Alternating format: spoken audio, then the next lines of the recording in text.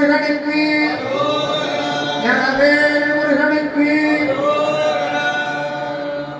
பெருமானுடைய அருட்திருச்செவிக்கு முறையே ஐம்பெரும் புராணம் திருவிண்ணப்பமாக திருவடிக்கு சாட்டப்படுகிறது.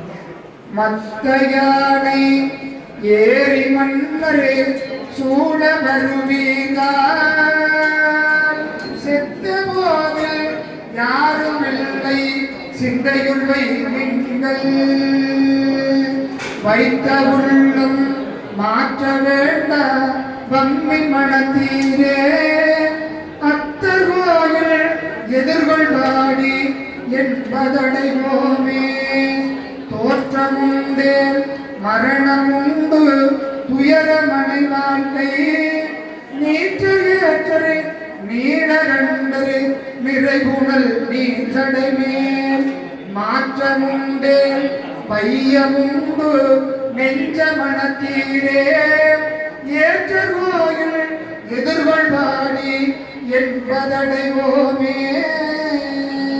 திருவாசல் விண்ணப்பித்தருள். பெருமான் என் பிறவியை வேறறுத்து